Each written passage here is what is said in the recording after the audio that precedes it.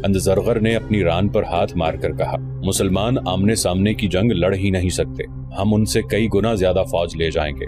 मैं उन्हें अपनी फौज के नीम दायरे में लेकर मजबूर कर दूंगा कि वो अपनी जान बचाने के लिए आमने सामने की लड़ाई लड़ें। अंदज़रगर उर्दशेर ने कहा, यहाँ बैठकर मंसूबा बना लेना आसान है, लेकिन दुश्मन के सामने जाकर इस मंसूबे पर इसके मुताबिक अमल करना बहुत मुश्किल हो जाता है। इस कमानदार ने एक बात बताई है, इस पे गौर करो। ये कहता है कि मुसलमान अपने मजहब और अपने अकीदे के वफादार हैं और वो अपने खुदा और अपने रसूल का नाम लेकर लड़ते हैं। क्या हमारी फौज में अपने मजहब की वफादारी नहीं है? इतनी नहीं जितनी मुसलमानों में है। और इस पर भी गौर करो अंदज़रगर, मुसलमान अपने इलाके से बहुत दूर आ गए हैं, ये इनकी कमजोरी है। यहाँ के लोग इनके खिलाफ होंगे। नहीं शहनशाह, कमानदार ने कहा, फारस के जिन इलाकों पर मुसलमानों ने कब्जा कर लिया है वहाँ के लोग उनके साथ हो गए हैं। उनका सुलूक ऐसा है कि लोग उन्हें पसंद करने लगते हैं। वो कत्ल सिर्फ उन्हें करते हैं जिन पर उन्हें कुछ शक होता है। यहाँ के वो अरबी लोग उनके साथ नहीं हो सकते जो ईसाई हैं। अंदज़रगर ने कहा, मेरे दिल में उन लोगों की मोहब्बत है, उसे वो अच्छी तरह जानते हैं। मैं इन्हें अपनी फौज में शामिल करूंगा। हम यहाँ के मुसलमानों पर भरोसा नहीं कर सकते, ये हमेशा बागी रहे, इन पर हमें कड़ी नजर रखनी पड़ेगी। इनकी वफादारियां मदीना वालों के साथ हैं। इन मुसलमानों के साथ पहले से ज्यादा बुरा सलूक करो। उर्दशेर ने कहा, इन्हें उठने के काबिल न छोड़ो, हमने उन्हें मवेशियों का दर्जा दे रखा है। अंदज़रगर ने कहा, उन्हें भूखा रखा है, उनके खेतों से हम फसल उठा कर ले आते हैं और उन्हें सिर्फ इतना देते हैं जिस पर वो सिर्फ जिंदा रह सकते हैं,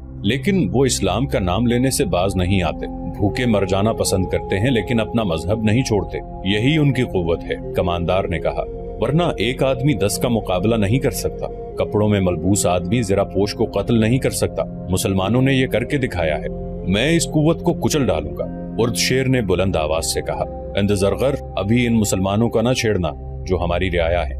उन्हें धोखा दो कि हम उन्हें चाहते हैं। पहले उनका सफाया करो जिन्होंने हमारी शहनशाही में कदम रखने की जुर्रत की है। इसके बाद हम उनका सफाया करेंगे जो हमारे साए में सांपों की तरह पल रहे हैं। उसी रोज उर्दशेर ने अपने वजीर अंदज़रगर और उसके मातहत सालारों को बुलाया और उन्हें कहा कि होना ये चाहिए था कि हम मदीना पर हमला करते और इस्लाम का वहीं खातिमा कर देते, लेकिन हमला उन्होंने कर दिया है और हमारी फौज उनके आगे भागी भागी फिर रही है। सिर्फ 2 मारकों में हमारे 4 सालार मारे गए हैं। उर्दशेर ने कहा, उन चारों को मैं अपनी जंगी ताकत के सुतून समझता था, लेकिन उनके मर जाने से किसरा की ताकत नहीं मर गई। सब कान खोल कर सुन लो, जो सालार या नायब सालार शिकस्त खाकर वापस आएगा उसे मैं जल्लाद के हवाले कर दूंगा।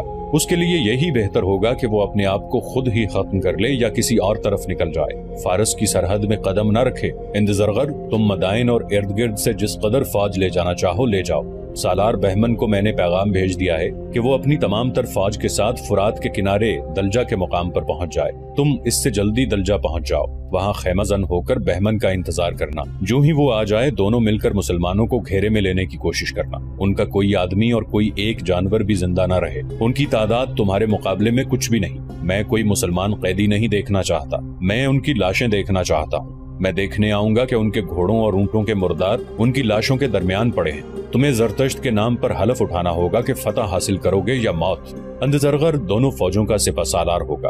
अंदज़रगर, तुम्हारे जहन में कोई शक या वसवसा नहीं होना चाहिए। ये भी सोच लो कि मुसलमान और आगे बढ़ आए और हमें एक और शिकस्त हुई तो रूमी भी हम पर चढ़ दौड़ेंगे। शहनशाह फारस अब शिकस्त की आवाज नहीं सुनेंगे। सालार अंदज़रगर ने कहा, मुझे इजाजत दें कि मैं ईसाइयों को अपने साथ ले लूं और इससे मेरी फौज में बेशुमार इजाफा हो सकता है। तुम जो बेहतर समझते हो वो करो। उर्दशेर ने कहा, लेकिन मैं वक्त जाया करने की इजाजत नहीं दूंगा। अगर ईसाई तुम्हारे साथ वफा करते हैं तो उन्हें साथ ले लो। ये इराक का इलाका था जहाँ ईसाइयों का एक बहुत बड़ा कबीला बकर बिन वाइल आबाद था। ये लोग अरब के रहने वाले थे। इस्लाम फैलता चला गया और ये ईसाई जो इस्लाम कबूल करने पर आमादा नहीं थे, इराक के इस इलाके में इकट्ठे होते रहे और यहीं आबाद हो गए। इनमें वो भी थे जो किसी वक्त ईरानियों के खिलाफ लड़े और जंगी कैदी हो गए थे। ईरानियों ने उन्हें इस इलाके में आबाद होने के लिए आजाद कर दिया था। इनमें कुछ ऐसे भी थे जिन्होंने इस्लाम कबूल कर लिया था। उन्हें मुसन्ना बिन हारिसा जैसा कायद मिल गया था जिसने उन्हें पक्का मुसलमान बना दिया था। मुसलमानों पर तो ईरानी बेपनाह जुल्म व तशद्दुद करते थे, लेकिन ईसाइयों के साथ उनका रवैया कुछ बेहतर था। मौरखों ने लिखा है कि ज़रतश्ती सालार अंदज़रगर हुर्मुज़ की तरह जालिम नहीं था। मुसलमानों पर अगर वो जुल्म नहीं करता था तो उन्हें अच्छा भी नहीं समझता था। ईसाइयों के साथ उसका सुलूक बहुत अच्छा था। उसे अब ईसाइयों की मदद की जरूरत महसूस हुई। उसने उनके कबीले बकर बिन वाइल के बड़ों को बुलाया वो इत्तला मिलते ही दौड़े आए। अगर तुम में से किसी को मेरे खिलाफ शिकायत है तो मुझे बताओ, इंदज़रगर ने कहा। मैं उसका इजाला करूंगा। क्या ये बेहतर नहीं होगा कि सालार हमें फौरन बता दे कि हमें क्यों बुलाया गया है? एक बूढ़े ने कहा। हम आपकी रियाया हैं, हमें शिकायत हुई भी तो नहीं करेंगे। हमें कोई शिकायत नहीं। एक और ने कहा। आपने जो कहना है वो कहें, मुसलमान बढ़ते चले आ रहे हैं। इंदज़रगर ने कहा। शहनशाह फारस की फौज उन्हें फरात में डबो देगी, लेकिन हमें तुम्हारी जरूरत है, हमें तुम्हारे जवान बेटों की जरूरत है। अगर शहनशाह फारस की फौज इस्लामी फौज को फरात में डबो देगी तो आपको हमारे बेटों की क्या जरूरत पेश आ गई है? वफ्द के बड़ों में से एक ने पूछा। हम सुन चुके हैं कि फारस की फौज के 4 सालार मारे गए हैं, आप हमसे पूछते क्यों हैं? हम आपकी रियाया हैं, हमें हुक्म दें। हम सरकशी की जरूरत नहीं कर सकते। मैं किसी को अपने हुक्म का पाबंद करके मैदान जंग में नहीं ले जाना चाहता। इंदज़रगर ने कहा। मैं तुम्हें तुम्हारे मजहब के नाम पर फौज में शामिल करना चाहता हूँ। हमें जमीन के किसी खित्ते के लिए नहीं, अपने मजहब और अपने अकीदों के तहफ़्फ़ुज़ के लिए लड़ना है। मुसलमान सिर्फ इसलिए फतह पर फतह हासिल करते जा रहे हैं क्योंकि वो अपने मजहब की खातिर लड़ रहे हैं। वो जिस इलाके को फतह करते हैं वहाँ के लोगों को इस्लाम कबूल करने के लिए कहते हैं। जो लोग इस्लाम कबूल नहीं करते उनसे मुसलमान जिजिया वसूल करते हैं। क्या ये गलत है कि तुम में वो भी हैं जो अपने लिए इसलिए घरों से भागे थे कि वो इस्लाम कबूल नहीं करना चाहते थे? क्या तुम पसंद करोगे कि मुसलमान आ जाएं और तुम्हारी इबादत गाहों के दरवाजे बंद हो जाएं? क्या तुम बर्दाश्त कर लोगे कि मुसलमान तुम्हारी बेटियों को लौंडियां बनाकर अपने साथ ले जाएं? जरा गौर करो तो समझोगे कि हमें तुम्हारी नहीं बल्कि तुम्हें हमारी मदद की जरूरत है। हम तुम्हें एक फौज दे रहे हैं, इसे और ज्यादा ताकतवर बनाओ और अपने मजहब को एक बेबुनियाद मजहब से बचाओ। इंदज़रगर ने ईसाइयों को मुसलमानों के खिलाफ ऐसा मुश्ताइल किया कि वो उसी वक्त वापस गए और मौर्रिखों की तहरीर के मुताबिक अपने कबीले की हर बस्ती में जाकर ऐलान करने लगे कि मुसलमानों का बहुत बड़ा लश्कर कत्लो गारत और लूट मार करता चला आ रहा है। वो सिर्फ उसी को बख्शते हैं जो उनका मजहब कबूल कर लेता है। वो जवान और कमसिन लड़कियों को अपने साथ ले जाएंगे। अपनी लड़कियों को छुपा लो, मालो दौलत जमीन में दबा दो। औरतें बच्चों को लेकर जंगलों में चली जाएं। जवान आदमी हथियार, घोड़े और ऊंट लेकर हमारे साथ आ जाएं। शहनशाह फारस की फौज हमारे साथ है। यसु मसीह की कसम, हम अपनी इज्जत पर कट मरेंगे, अपना मजहब नहीं छोड़ेंगे। एक शोर था, ललकार थी जो आंधी की तरह दश्तो जबल को, जिन्नो इंस को लपेट में लेती आ रही थी। कोई भी किसी से नहीं पूछता था कि ये सब क्या है। किसने बताया है कि मुसलमानों का लश्कर आ रहा है? किधर से आ रहा है? जोशो खरोश था। ईसाई माएं अपने जवान बेटों को रुखसत कर रही थीं। बीवियां खामिदों को और बहनें भाइयों को अलविदा कह रही थीं। एक फौज तैयार होती जा रही थी जिसकी नफरी तेजी से बढ़ती जा रही थी। किसरा की फौज के कमांडर वगैरह आ गए थे। वो उन लोगों को एक जगह इकट्ठा करते जा रहे थे जो किसरा की फौज में शामिल होकर मुसलमानों के खिलाफ लड़ने के लिए आ रहे थे। एक बस्ती में लड़ने वाले ईसाई जमा हो रहे थे। सूरज कभी का गुरूब हो चुका था। बस्ती में मशालें घूम फिर रही थीं और शोर था। बस्ती दिन की तरह बेदार और सरगर्म थी। 2 आदमी जो उस बस्ती वालों के लिए अजनबी थे बस्ती में दाखिल हुए और लोगों में शामिल हो गए। हम एक ललकार सुनकर आए हैं। उनमें से एक ने कहा, हम रोजगार की तलाश में बड़ी दूर से आए हैं और शायद मदाइन तक चले जाएं। ये क्या हो रहा है? तुम कौन हो? किसी ने उनसे पूछा। मजहब क्या है तुम्हारा? दोनों ने अपनी अपनी शहादत की उंगलियां बारी बारी अपने दोनों कंधों से लगाईं और अपने सीने पर उंगलियां ऊपर नीचे करके सलीब का निशान बनाया और दोनों ने बैक ज़बान होकर कहा कि वो ईसाई है। फिर तुम मदाइन जाकर क्या करोगे? उन्हें एक बूढ़े ने कहा, तुम तनोमंद हो, तुम्हारे जिस्मों में ताकत है। क्या तुम अपने आप को कंवारी मरियम की आबरू पर कुर्बान होने के काबिल नहीं समझते? क्या तुम्हारे लिए तुम्हारा पेट मुकद्दस है? नहीं। उनमें से एक ने कहा, हमें कुछ बताओ और तुम में जो सबसे सियाना है हमें उससे मिलाओ, हम कुछ बताना चाहते हैं। वहाँ फारस की फौज का एक पुराना कमांडर मौजूद था। उन दोनों को उसके पास ले गए। सुना है तुम कुछ बताना चाहते हो? कमांडर ने कहा। हाँ। एक ने कहा, हम अपना रास्ता छोड़कर इधर आए हैं। सुना था कि मुसलमानों के खिलाफ एक फौज तैयार हो रही है। हाँ, हो रही है। कमांडर ने कहा, क्या तुम इस फौज में शामिल होने आए हो? ईसाई होकर हम कैसे कह सकते हैं कि हम इस फौज में शामिल नहीं होंगे? उनमें से एक ने कहा, हम काजिमा से थोड़ी दूर की एक बस्ती के रहने वाले अरब हैं। हम मुसलमानों के डर से भागकर इधर आए हैं। अब आगे नहीं जाएंगे, तुम्हारे साथ रहेंगे। हम बताना ये चाहते हैं कि मुसलमानों की तादाद बहुत ज्यादा है, लेकिन सामने वो बहुत थोड़ी तादाद को लाते हैं। यही वजह है कि तुम्हारी फौज उनसे शिकस्त खा जाती है। इसे जमीन पर लकीरें डालकर समझाओ। उसके दूसरे साथी ने उसे कहा। फिर ईरानी कमांडर से कहा, हमें मामूली दिमाग के आदमी ना समझना। हम तुम्हें अच्छी तरह समझा देंगे कि मुसलमानों के लड़ने का तरीका क्या है और वो इस वक्त कहाँ हैं, और तुम लोग उन्हें कहाँ लाकर लड़ाओ तो उन्हें शिकस्त दे सकते हो। हम जो कुछ बताएं ये अपने सालार को बता देना। एक मशल लाकर उसका डंडा जमीन में गाड़ दिया गया। ये दोनों आदमी जमीन पर बैठकर उंगलियों से लकीरें डालने लगे। उन्होंने जंगी इस्तिलाहों में ऐसा नक्शा पेश किया कि कमांडर बहुत मुतासिर हुआ। अगर हमें पता चल जाए कि मदाइन की फौज किस तरफ से आ रही है तो हम तुम्हें बेहतर मशवरा दे सकते हैं, उनमें से एक ने कहा, और कुछ खतरों से खबरदार भी कर सकते हैं। 2 फौजें मुसलमानों को कुचलने के लिए आ रही हैं। कमांडर ने कहा, मुसलमान उनके आगे नहीं ठहर सकेंगे बशर्ते कि दोनों फौजें मुख्तलिफ समतों से आएं। एक अजनबी ईसाई ने कहा, वो मुख्तलिफ समतों से आ रही है। कमांडर ने कहा, एक फौज मदाइन से हमारे बड़े ही दलेर और काबिल सालार अंदज़रगर की ज़ेरे कमान आ रही है, और दूसरी फौज ऐसे ही एक नामवर सालार बहमन जाज़विया ला रहा है। दोनों दलजा के मकाम पर इकट्ठी होंगी। इनके साथ बकर बिन वाइल का पूरा कबीला होगा। चंद छोटे छोटे कबीलों ने भी अपने आदमी दिए हैं, तो फिर तुम्हारे सालारों को जंगी चालें चलने की जरूरत नहीं। दूसरे ने कहा, तुम्हारी फौज तो सैलाब की मानंद है, मुसलमान तिनकों की तरह बह जाएंगे। क्या तुम हम दोनों को अपने साथ रख सकते हो? हमने तुम में खास किस्म की ज़हानत देखी है। तुम सालार नहीं तो नायब सालार के ओहदे के लायक जरूर हो। तुम मेरे साथ रह सकते हो। कमांडर ने कहा, हम अपने घोड़े ले आएं? दोनों में से एक ने कहा, हम तुम्हें सुबह यहीं मिलेंगे।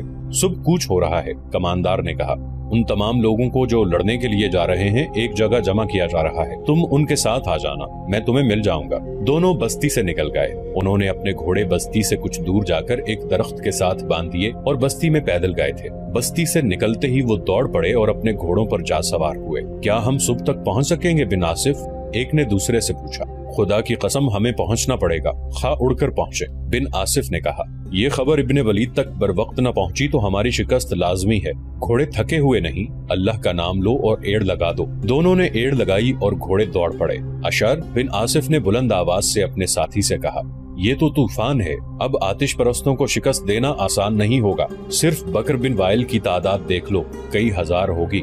मैंने अपने सालार इब्ने वलीद को परेशानी की हालत में देखा था। अशर ने कहा, क्या तुम इसकी परेशानी को नहीं समझे? बिन आसिफ ने कहा, हम इतने ताकतवर दुश्मन के पेट में आ गए हैं, अल्लाह हमारे साथ है। अशर ने कहा, आतिश परस्त इस जमीन के लिए लड़ रहे हैं जो वो समझते हैं कि उनकी है, और हम अल्लाह की राह में लड़ रहे हैं जिसकी ये जमीन है।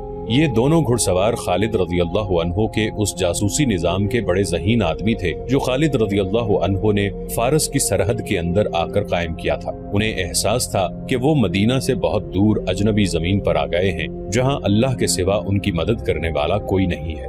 खालिद रज़ियल्लाहु अन्हु ने दुश्मन की नक्लो हरकत पर नजर रखने के लिए हर तरफ अपनी आंखें बिछा रखी थी। खालिद रज़ियल्लाहु अन्हु फजर की नमाज के बाद फारिग हुए ही थे कि उनके खैमे के करीब 2 घोड़े आ रुके। सवार कूद कर उतरे। खालिद रज़ियल्लाहु अन्हु नमाज बाजमात पढ़कर आ रहे थे। उन सवारों को देखकर उनके करीब जा रुके। घोड़ों का पसीना इस तरह फूट रहा था जैसे दरिया में से गुजर कर आ रहे। उनकी सांसें फूंकनी की तरह चल रही थी। सवारों की हालत घोड़ों से भी बुरी थी। अशअर खालिद रज़ियल्लाहु अन्हु ने कहा, बिन आसिफ क्या खबर लाए हो? अंदर चलो जरा दम ले लो। दम लेने का वक्त नहीं है सालार। बिन आसिफ ने खालिद रज़ियल्लाहु अन्हु के पीछे उनके खैमे में दाखिल होते हुए कहा, आतिश परस्तों का सैलाब आ रहा है। हमने ये खबर ईसाइयों की एक बस्ती से ली है। बकर बिन वाइल की अलग फौज तैयार हो गई है। ये मदाइन की फौज के साथ अंदज़रगर नाम के एक सालार की ज़ेरे कमान आ रही है। दूसरी फौज बहमन जाज़विया की ज़ेरे कमान दूसरी तरफ से आ रही है। क्या ये फौजें हम पर मुख्तलिफ समतों से हमला करेंगी? खालिद रज़ियल्लाहु अन्हु ने पूछा। नहीं, अशअर ने जवाब दिया, दोनों फौजें दलजा में इकट्ठा होंगी और तुम कहते हो कि सैलाब की तरह आगे बढ़ेंगी।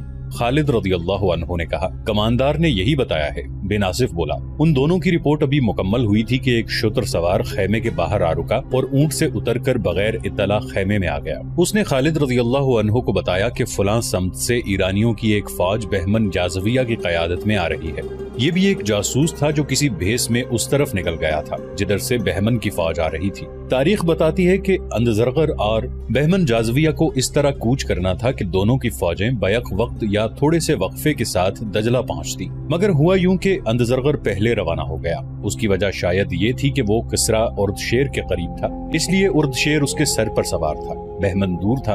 उसे कूच का हुक्म कासिद की ज़बानी पहुंचा था। वो 2 दिन बाद रवाना हुआ। किसी भी मौर्रिख ने इस फौज की तादाद नहीं लिखी जो अंदज़रगर के साथ थी। बहमन की फौज की तादाद भी तारीख में नहीं मिलती।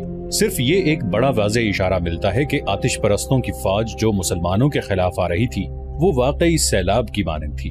और शेर ने कहा कि वो एक और शिकस्त का खतरा मूल नहीं लेगा। चुनाचे उसने इतनी ज्यादा फौज भेजी थी जितनी इकट्ठी हो सकती थी। اندزرغر کی فوج کا تو شمار بھی نہیں ہو سکتا تھا۔ اپنی باقاعدہ فوج کے علاوہ اس نے بکر بن وائل کے معلوم نہیں کتنے ہزار عیسائی اپنی فوج میں شامل کر لیے تھے، ان میں پیادہ بھی تھے اور سوار بھی۔ اس فوج میں مزید اضافہ کوچ کے دوران اس طرح ہوا کہ جنگ دریا میں آتش پرستوں کے جو فوجی مسلمانوں سے شکست کھا کر بھاگے تھے وہ ابھی تک قدم گھسیٹتے مدائن کو جا رہے تھے۔ وہ صرف تھکن کے مارے ہوئے نہیں تھے، ان پر مسلمانوں کی دہشت بھی طاری تھی۔ پسپائی کے وقت مسلمانوں کے ہاتھوں ان کی فوج کا قتل عام ہوا تھا۔ انہوں نے کشتیوں میں سوار ہو کر بھاگنے کی کوشش کی تھی، اس لیے وہ خالد رضی اللہ عنہ کے مجاہدین کے لیے بڑا آسان شکار ہوئے تھے۔ اس بھگدڑ میں جو کشتیوں میں سوار ہو گئے تھے ان پر مجاہدین نے تیروں کا می برسا دیا۔ ایسی کشتیوں میں جو سپاہی زندہ رہے تھے ان کی ذہنی حالت بہت بری تھی۔ ان کی کشتیوں میں ان کے ساتھی جسموں میں تیر لیے تڑپ تڑپ کر مر رہے تھے۔ اس طرح زندہ سپاہیوں نے لاشوں اور تڑپ تڑپ کر مرتے ساتھیوں کے ساتھ سفر کیا تھا۔ کشتیاں خون سے بھر گئی تھی۔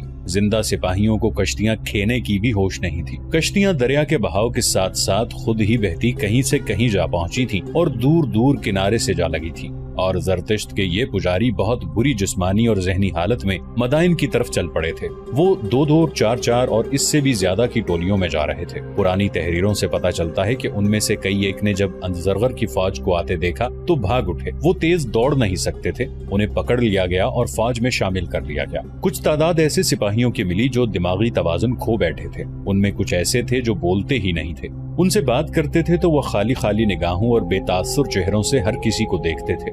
بعض بولنے کی بجائے چیخیں مارتے اور دوڑ پڑتے تھے، بیشتر اس کے کہ یہ ساری فوج کے لیے خوف و ہراس کا سبب بن جائیں۔ انہیں فوج سے دور لے جا کر ختم کر دو۔ ان کے سالار اندزرغر نے حکم دیا، اس کے حکم کی تعمیل کی گئی۔ مدائن کی یہ فوج تازہ دم تھی، اس نے ابھی مسلمانوں کے ہاتھ نہیں دیکھے تھے، لیکن دریا کے معرکے سے بچے ہوئے سپاہی جب راستے میں اس تازہ دم فوج میں شامل ہوئے تو ہلکے سے خوف کی ایک لہر ساری فوج میں پھیل گئی۔ شکست خوردہ سپاہیوں نے اپنے آپ کو بے قصور ثابت کرنے اور یہ ظاہر کرنے کے لیے کہ وہ بے جگری سے لڑے ہیں، مسلمانوں کے متعلق اپنی فوج کو ایسی باتیں سنائیں جیسے مسلمانوں میں کوئی مافوق الفطرت طاقت ہو اور وہ جن بھوت ہوں۔ خالد رضی اللہ عنہ کی جنگی قیادت کی یہ خوبی تھی کہ وہ دشمن کو جسمانی شکست ایسی دیتے تھے کہ دشمن پر نفسیاتی اثر بھی پڑتا تھا، جو ایک عرصے تک دشمن کے سپاہیوں پر باقی رہتا، اور اسی دشمن کے ساتھ جب ایک اور مارکا لڑا جاتا تو وہ نفسیاتی اثر خالد رضی اللہ عنہ کو بہت فائدہ دیتا تھا۔ یہ اثر پیدا کرنے کے لیے خالد رضی اللہ عنہ دشمن کو پسپا کرنے پر ہی مطمئن نہیں ہو جاتے تھے، بلکہ دشمن کا تعاقب کرتے اور اسے زیادہ سے زیادہ جانی نقصان پہنچاتے تھے۔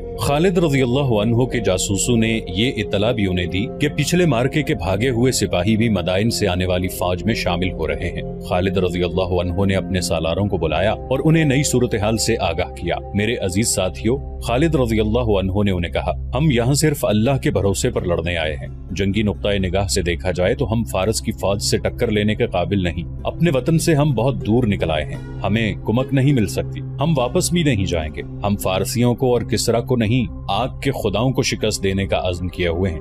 میں تم سب کے چہروں پر تھکن کے آثار دیکھ رہا ہوں، تمہاری آنکھیں بھی تھکی تھکی سی ہیں اور تمہاری باتوں میں بھی تھکن ہے، لیکن رب کعبہ کی قسم ہماری روحیں تھکی ہوئی نہیں، ہمیں اب روح کی طاقت سے لڑنا ہے۔ ایسی باتیں زبان پر نہ لا ابن ولید، ایک سالار عاصم بن عمر نے کہا، ہمارے چہروں پر تھکن کے آثار ہیں، مایوسی کے نہیں، ہمارے ارادوں میں کوئی تھکن نہیں ابن ولید۔ دوسرے سالار عدی بن حاتم نے کہا، ہم نے آرام کر لیا ہے، سپاہ نے بھی آرام کر لیا ہے، میں اسی لیے یہاں خیمہ زن ہو گیا تھا کہ اللہ کے سپاہی آرام کر لیں۔ خالد رضی اللہ عنہ نے کہا، تمہارے ارادے تھکے ہوئے نہیں تو مجھے کچھ کہنے کی ضرورت نہیں، میں دوسری باتیں کرنا چاہتا ہوں جو زیادہ ضروری ہیں۔ تم نے دیکھا ہے کہ ہم نے فارسیوں کو پہلے مارکے میں شکست دی تو وہ پھر ہمارے سامنے آ گئے، ان کے ساتھ ان کے وہ سپاہی بھی آ گئے جو پہلے مارکے سے بھاگے تھے۔ اب مجھے پھر اطلاع ملی ہے کہ دوسرے مارکے سے بھاگے ہوئے سپاہی مدائن سے آنے والی فوج کے ساتھ راستے میں ملتے آ رہے ہیں۔ اب تمہیں یہ کوشش کرنی ہے کہ اگلے مارکے میں آتش پرستوں کا کوئی سپاہی زندہ نہ جا سکے، ہلاک کرو یا پکڑ لو۔ کسرا کی فوج کا نام و نشان مٹا دینا چاہتا ہوں، ہمارا اللہ یوں ہی کرے گا۔ 3-4 آوازیں سنائی دیں، سب اللہ کے اختیار میں ہے۔ خالد رضی اللہ عنہ نے کہا، ہم اسی کی خوشنودی کے لیے گھروں سے اتنی دور آ گئے ہیں، اب جو صورت ہمارے سامنے ہے اس پر سنجیدگی سے غور کرو۔ یہ فیصلے جذبات سے نہیں کیے جا سکتے، اس حقیقت کو ہم نظر انداز نہیں کر سکتے کہ فارسیوں کی جنگی طاقت اور تعداد